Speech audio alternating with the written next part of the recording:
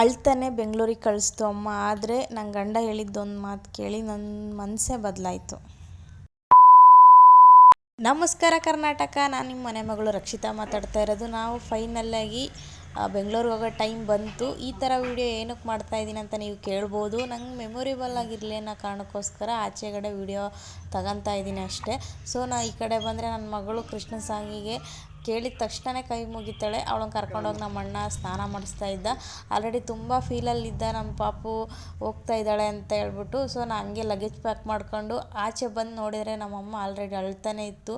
ಅಳೋದು ನೋಡಿ ನಂಗೆ ವೀಡಿಯೋ ಮಾಡೋಕ್ಕೆ ಮನಸ್ಸೇ ಬರಲಿಲ್ಲ. ಅಲ್ಲಿಂದ ಕಟ್ ಮಾಡಿ ನೆಕ್ಸ್ಟ್ ನಾವು ಬೆಂಗಳೂರಿಗೆ ಬಂದಮೇಲೆ ವೀಡಿಯೋ ಮಧ್ಯದಲ್ಲಿ ಬಿರಿಯಾನಿ ತಿಂದ್ಬಿಟ್ಟು ಮನೆ ಕಡೆ ಹೋದ್ವಿ. ಮನೆಗೆ ಹೋದ್ಮೇಲೆ ಇನ್ನೂ ಫೀಲ್ ಜಾಸ್ತಿ ಆಗ್ಬಿಡ್ತು. ನಮ್ಮಮ್ಮ ನೆನಪಾಗ್ತಾಯಿತ್ತು. ಒಂದು ವರ್ಷದ ತನಕ ಅಲ್ಲೇ ಇದ್ನಲ್ವ.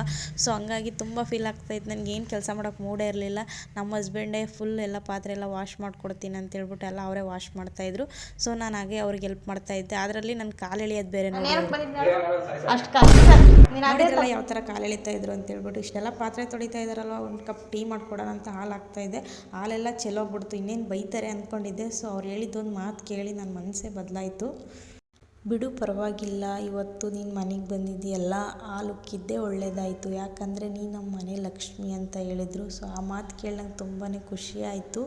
ಸೊ ಹಾಗೆ ನಾವಿಬ್ಬರು ಸೇರಿ ಮಕ್ಕಳು ನೋಡ್ಕೊಳೋಣ ಅಂತ ಹೇಳಿದರು. ಸರಿ, ಅವರು ಎಲ್ಲ ಕೆಲಸ ಮಾಡ್ತಾಯಿದ್ರು. ನಾನು ಸಣ್ಣ ಪುಟ್ಟ ಕೆಲಸ ಎಲ್ಲ ಮಾಡ್ಕೊಡ್ತಾಯಿದ್ದೆ. ಅವರು ತೊಳಿತಾಯಿದ್ರು, ನಾನೆಲ್ಲ ದಬ್ಬಾಕ್ತಾಯಿದ್ದೆ. ಇದೆಲ್ಲ ನೋಡಿದರೆ ನಮ್ಮ ಹಳ್ಳಿ ಸ್ಟೈಲಲ್ಲಿ ಜಾತ್ರೆ ಟೈಮಲ್ಲಿ ಈ ಥರ ಎಲ್ಲ ಪಾತ್ರೆ ಎಲ್ಲ ತೊಳೆದು ದಬ್ಬಾಕಿರೋದೇ ನೆನಪಾಯಿತು.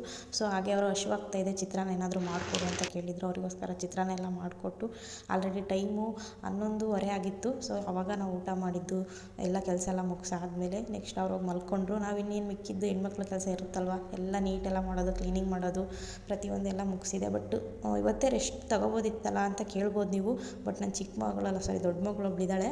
ಅವಳು ಬೆಳಗ್ಗೆ ಹೊತ್ತು ಕೆಲಸ ಮಾಡೋಕ್ಕೆ ಸೊ ಬಿಡಲ್ಲ. ಹಂಗಾಗಿ ನಾನು ನೈಟೇ ಎಲ್ಲ ಕೆಲಸ ಎಲ್ಲ ಮುಗಿಸ್ಬಿಟ್ಟು ಮಲಗೋ ಅಷ್ಟೊತ್ತಿಗೆ 11:55 ಆಗಿತ್ತು. ಸೊ ಈ ದಿನ ಈ ಥರ ಇತ್ತು.